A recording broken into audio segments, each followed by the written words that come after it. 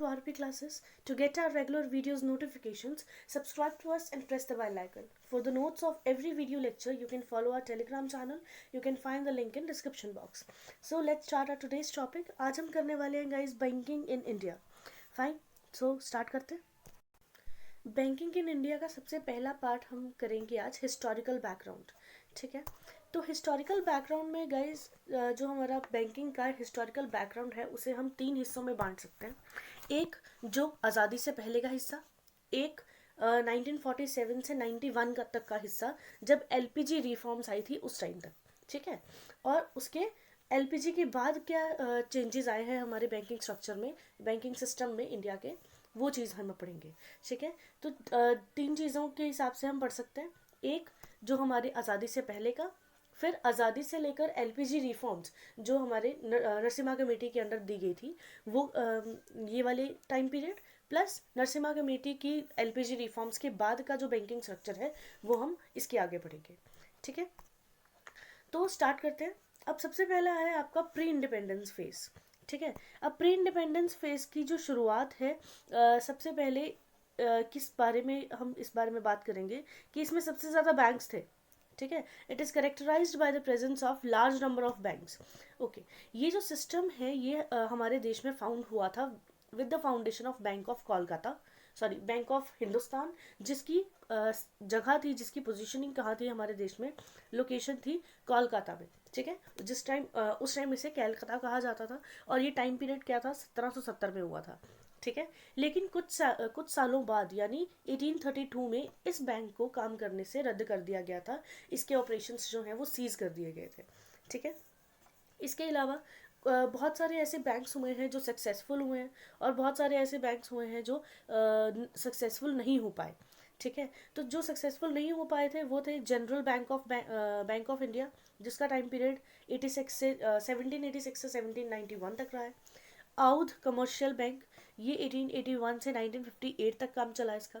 ठीक है, ये जो बैंक था ये याद रखिएगा हमारे देश का फर्स्ट कमर्शियल बैंक है. इस वक्त करंट में कमर्शियल बैंक टॉप का कौन सा चल रहा है, एसबीआई. ठीक है, लेकिन उस वक्त अगर हम फर्स्ट कमर्शियल बैंक की बात करें तो वो थे औध कमर्शियल बैंक. क्लियर. कुछ बैंक जो हैं वो आपके सक्सेसफुल भी रहे हैं. उनमें से कौन कौन से, इलाहाबाद बैंक, ये इलाहाबाद बैंक जो है 1865 में बना था, इस्टेब्लिश किया गया था. दूसरा Punjab national bank. Punjab national bank की इस्टेब्लिशमेंट 1865 में हुई थी और उस वक्त इसका हेडक्वार्टर जो है वो लाहौर में था. आप मान सकते हैं क्योंकि उस वक्त अखंड भारत था हमारा और वहाँ लाहौर जो है वो हमारे इंडिया के अंडर ही आता था. ठीक है, तो और पंजाब से रिलेटेड है तो पंजाब की कैपिटल उस वक्त लाहौर हुआ करती थी. ठीक है, तो लाहौर में जो है वो पंजाब नेशनल बैंक का आपका हेडक्वार्टर माना गया है और ये फर्स्ट ऐसा बैंक है जो प्योरली इंडियंस ने मैनेज किया था. ठीक है, ये पहला, अगर आपसे कोई ये क्वेश्चन अगर आपको एग्जाम में आ सकता है कि ऐसा कौन सा बैंक है जो प्योरली इंडियन के द्वारा मैनेज किया गया है, तो वो कौन सा है, पंजाब नेशनल बैंक. क्लियर. अब इसके बाद और कौन कौन से बैंक हैं, जैसे bank of India, bank of Baroda, central bank of India. अब ये central bank of India is not reserve bank of India, ये डिफरेंट, जस्ट नेम सेम है, ये अलग है. ठीक है, अभी भी ये काम चलता है इसका. ठीक है, ये एस्टैब्लिश कब हुए हैं, 1911 में. ओके, इसके अलावा 3 बैंक्स ऐसे थे जैसे कि bank of Bengal, bank of Bombay and bank of Madras. ये तीनों के तीनों 1921 में मर्ज कर दिए गए और इन्हें किस नाम से जाना जाने लगा, इंपीरियल बैंक ऑफ इंडिया के नाम से. और कुछ टाइम बाद यानी 1955 में इंपीरियल बैंक ऑफ इंडिया को रीनेम किया गया, जिसका नाम था, क्या रख दिया गया, स्टेट बैंक ऑफ इंडिया. ठीक है, जो कि अभी करंट में टॉप का कमर्शियल बैंक माना जाता है हमारे देश का. ठीक है, तो ये 1955 में इसका नाम रखा गया था. तो अगर आपसे पूछा जाए कि स्टेट बैंक ऑफ इंडिया कब इस्टेब्लिश हुआ है तो 1955 होगा. और अगर पूछा जाए कि state imperial bank of India कब इस्टेब्लिश हुआ है तो वो 1921 होगा, जब तीनों बैंक्स को मर्ज करके बनाया गया था. ठीक है, तो इसके अलावा 1935 में अप्रैल के मंथ में रिजर्व बैंक ऑफ इंडिया जो है वो फॉर्म किया गया था under the recommendation of Hilton young commission. अब ये हिल्टन यंग कमीशन क्या है, ये एक इंक्वायरी बिठाई गई थी ब्रिटिश गवर्नमेंट के अंडर. ठीक है, ये उस वक्त ब्रिटिश, जब हमारा देश जो है वो गुलाम था उस वक्त ये एक मुहिम चली थी ब्रिटिश कंट्रीज़ के अंडर कि ब्रिटिश टेरिटरीज़ के अंदर जितनी भी कंट्रीज़ आती हैं, खासकर ईस्ट एंड सेंट्रल एशिया के अंडर, ठीक है, वो कंट्रीज़ के में जितनी भी प्रॉब्लम्स हैं उनके लिए कमीशन बनाई गई थी, जिसमें जिस तरह की प्रॉब्लम्स होंगी उस तरीके के उनके सोल्यूशंस निकाले जाएंगे। तो हमारे इंडिया में जो है वो प्रॉब्लम्स किस तरह के चल रहे थे, फाइनेंशियल क्राइसिस चल रहे थे, तो इस वजह से आरबीआई जो है वो बनाया गया ताकि पैसे को जो है या फिर बैंक्स की जो एक्टिविटीज़ हैं उसको बढ़ाया जा सके, ठीक है। तो ये चीज़ रही थी। इसके अलावा इस टाइम पीरियड में जो हमारा इंडियन बैंकिंग सिस्टम है वो ज़्यादातर सफ़र ही हुआ था, basically high right of failures हुए थे इस टाइम पे। तो आपके जो आपका प्री इंडिपेंडेंस पीरियड है, इसमें आप बोल सकते हैं कि हमारा जो टाइम पीरियड है, एक तो इसमें कुछ बैंक्स जो हैं वो इस्टेब्लिश हुए थे, कुछ सक्सेसफुल हुए, कुछ अनसक्सेसफुल रहे, लेकिन और सबसे अगर क्रक्स में बात करें तो ये जो हमारा बैंकिंग सिस्टम है of India pre independence period में फेल ही रहा था, ठीक है। अब आते हैं सेकंड फेज पे। इसका टाइम पीरियड है 47 से 91 के बीच में।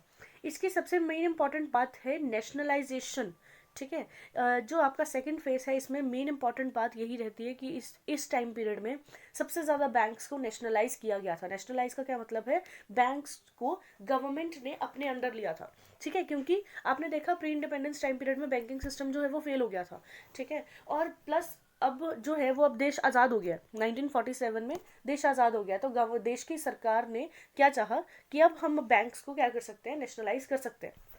तो इन्होंने 1 जनवरी 1949 में रिजर्व बैंक ऑफ इंडिया, सबसे पहला बैंक कौन सा नेशनलाइज हुआ है, रिजर्व बैंक ऑफ इंडिया।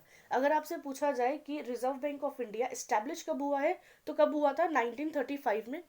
अब इसमें भी 1934 के में एक्ट बना था, ये चीज़ याद रखिएगा।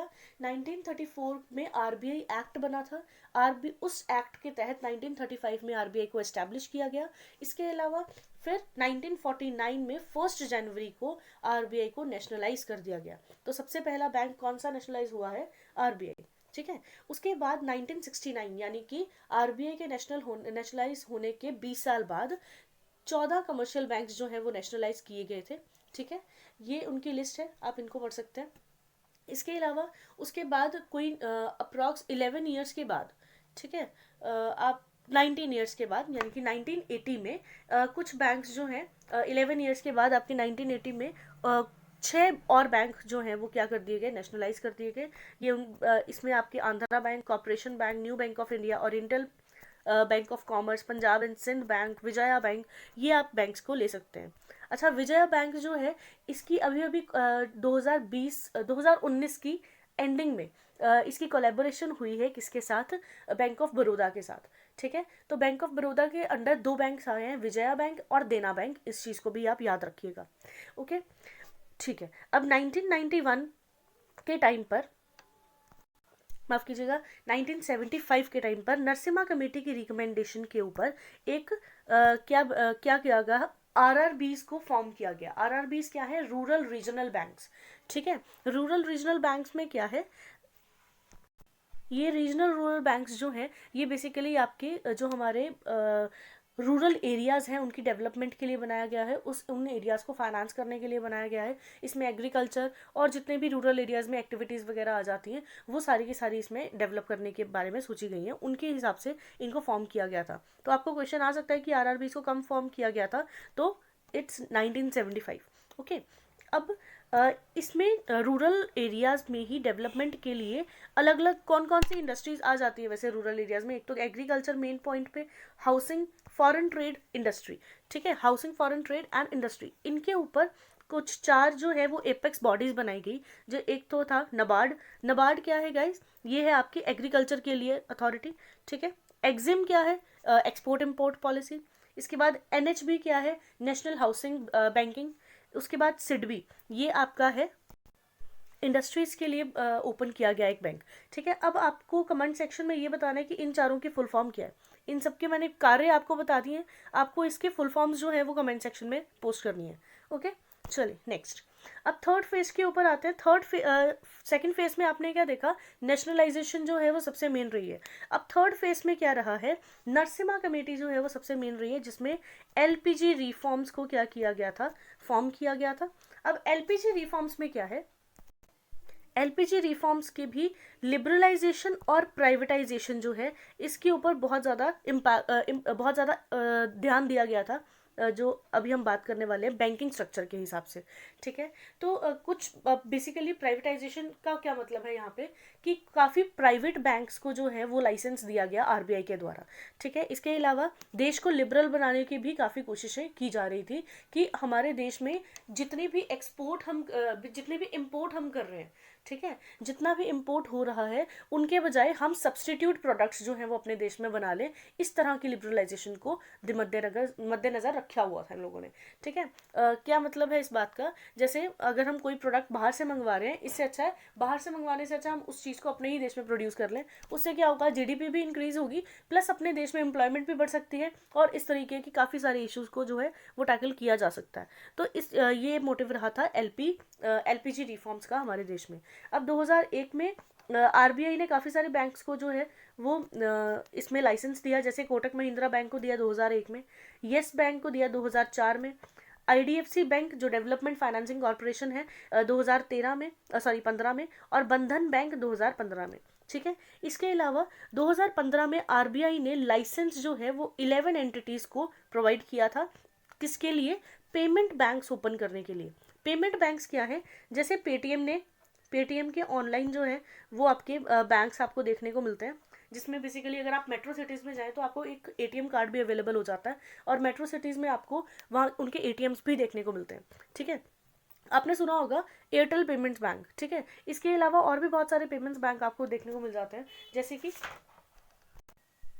एयरटेल पेमेंट बैंक जिसका हेडक्वार्टर न्यू दिल्ली में है, पेटीएम पेमेंट बैंक जिसका हेडक्वार्टर नोएडा यूपी में है। ठीक है, फिनो पेमेंट्स बैंक जिसका हेडक्वार्टर महाराष्ट्र में है, Jio payment bank, Aditya Birla Idea payments bank, India Post payment bank.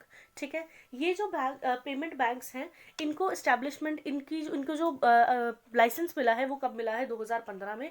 इनका काम क्या है, एक तो ऑनलाइन ट्रांजेक्शन्स इसमें की जा सकती हैं, इसके अलावा इन कैश इसमें पैसे जो हैं वो आप निकाल सकते हैं किसी शॉपकीपर, जैसे कि अगर कोई जियो का कोई काम करने वाला है अगर, तो उसके वहाँ से आप अपने पैसे जो हैं वो उनके पास जाके निकलवा सकते हैं। ठीक है, तो ये बेसिकली सिर्फ और सिर्फ फाइनेंशियल के लिए है, इसमें आप बैंकिंग मतलब प्रॉपर बैंकिंग स्ट्रक्चर नहीं बोल सकते आप इस काम को, प्रॉपर बैंकिंग सिस्टम वाला काम नहीं है इसके अंदर। इसमें सिर्फ और सिर्फ इतना है कि आप ऑनलाइन ट्रांजेक्शन कर सकते हैं अपने अकाउंट से, प्लस इसमें से पैसे निकाल सकते हैं। ठीक है, तो सिर्फ इतनी सी इसमें एक्टिविटीज़ होती हैं पेमेंट बैंक्स में। ठीक है, इसके अलावा बहुत सारे फाइनेंस बैंक्स जो हैं वो भी ओपन किए गए थे इसी दौरान। ठीक है, उनको भी लाइसेंस दिया गया था, जैसे कि कैपिटल स्मॉल फाइनेंस बैंक्स, उत्कर्ष स्मॉल फाइनेंस बैंक्स, सर्वोदय सूर्योदय small finance bank, Ujjivan small finance bank, इस तरह की और भी बहुत सारे फाइनेंस बैंक जो हैं वो आपको देखने को मिलते हैं 2015 के बाद। ठीक है, तो इन सब चीज़ों को आपने ध्यान में रखना है। ये था आपका हिस्टोरिकल बैकग्राउंड ऑफ बैंकिंग। इस लेक्चर की जो पीडीएफ फाइल है वो आपको टेलीग्राम चैनल पे मिल जाएगी। ठीक है, इसके अलावा जितनी चीज़ें मैंने इस पीपीटी में लिखी हुई हैं और जितनी चीज़ें मैंने आपको एक्सप्लेन करके बताई हैं, ये सारी चीज़ें आपको पीडीएफ फाइल में मिल जाएंगी।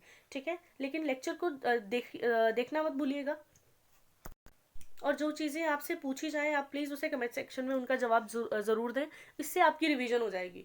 ठीक है, आपको रिवाइज़ ज़रूर करना है गाइस, जितना ज़्यादा आप रिवाइज़ करेंगे उतनी चीज़ें आपको याद रहेंगी। ठीक है, तो इसके अलावा आगे जो है वो हम नेक्स्ट लेक्चर हमारा होगा बैंकिंग सिस्टम ऑफ इंडिया का, जो हमारे करंट बेसिस पे होगा, जिसमें हमने पूरा बैंकिंग स्ट्रक्चर पढ़ना है, प्लस उसके बाद हमारा मॉनेटरी पॉलिसी जो है वो हम डिस्कस करेंगे। तो साथ में बनी रहिएगा, अगर आप न्यू है तो सब्सक्राइब ज़रूर कर लीजिए ताकि आपको न्यू वीडियोज़ के बारे में पता लगता रहे। Okay, so thank you and good luck.